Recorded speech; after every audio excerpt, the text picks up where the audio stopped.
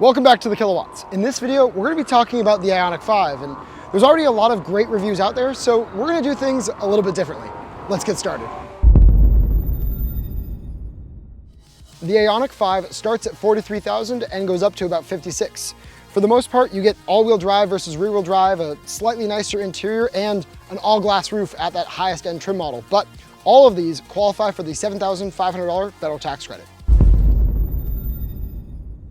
Well, cheap is a bit of a subjective term, but I think it's got really good fit and finishes.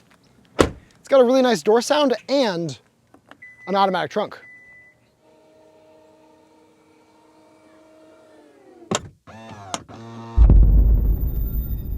Yeah, it is pretty comfortable. There's really nice seats with great side-to-side bolstering, heated seats, and a heated steering wheel. The only drawback, at least at the SEL level, is this seat's manual. In the rear, it's a bench, but it's got great armrests, and you can reconfigure the seats to prioritize comfort or cargo.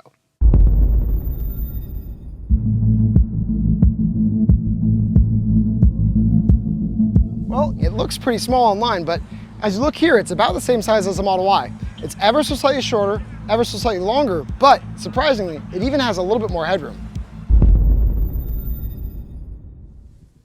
It's about that much, which is about enough to clear a curb, or 6.1 inches, which is about average in my experience. There is an optional cargo cover here, but you can also store it down here. If it's a small purse like this one, it could fit in the glove box here, but it's a little bit tight and it doesn't lock. And lastly, the all-important Frunk, which it just has enough space for. You could probably fit the purse and maybe a laptop. The all-wheel drive will do about 250 miles, where the rear-wheel drive will do about 303. If you use the provided 110-volt charger, it's going to take all night. But if you come to the Electrify America stations and plug into a 350 kilowatt charger, you could go from 10 to 80% in just 18 minutes. Can I turn it on?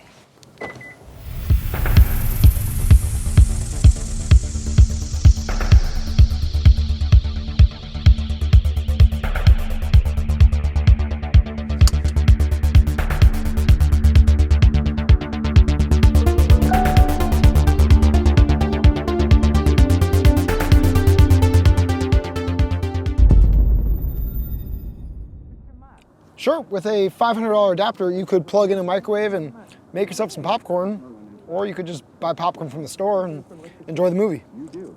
Then we'll make it work.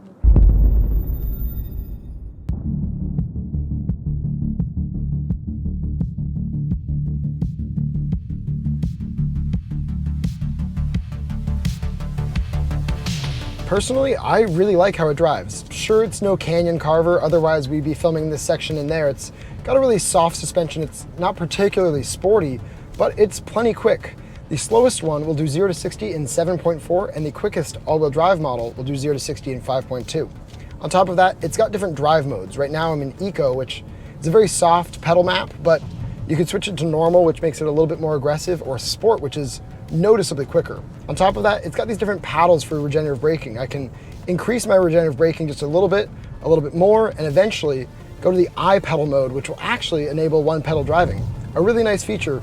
I don't think it needs to be these little paddles, but I still really like it.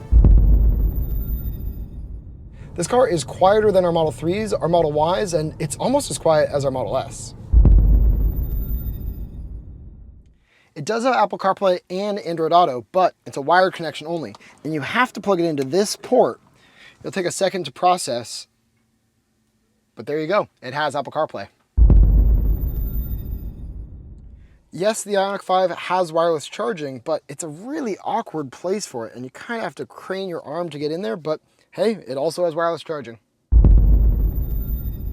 It's nothing special, just a standard-looking key fob.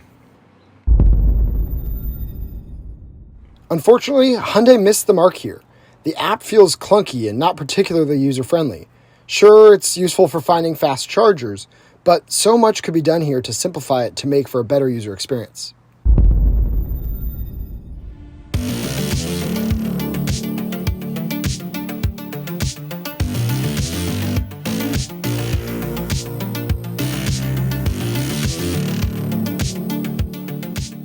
Now, we all know that these cars cannot drive themselves, right? But this car does a surprisingly good job of lane keep, lane centering. So first, I'm just gonna turn on the lane centering, and it's amazing. It does the majority of the steering for you in a way that's very natural. If I just kind of pull it to the side a little bit, it's constantly, almost like a valley, trying to bring me back to the center. And then the adaptive cruise control, combined, it gives me a lot of confidence on the road, and there's little animations showing me where cars are around me, as well as covering my blind spot.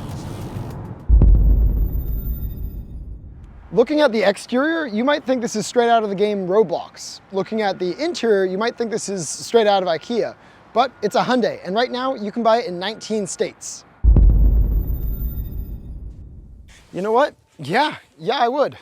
This car, sure, it looks a little bit quirky and the software could use some refinement, but overall, I've grown to really love this car in just the last 2 days. The charge speeds are excellent, the adaptive cruise control and lane keep is excellent. I'm a really big fan of this car. I would say that it's better than the Mustang Mach-E and better than the ID.4. It's comparable to our Tesla Model Ys, which, as you know, are my current favorite. So I would absolutely consider getting one of these. I really like it. And if you enjoyed this video, please give it a like, comment, subscribe, and we'll see you in the next one.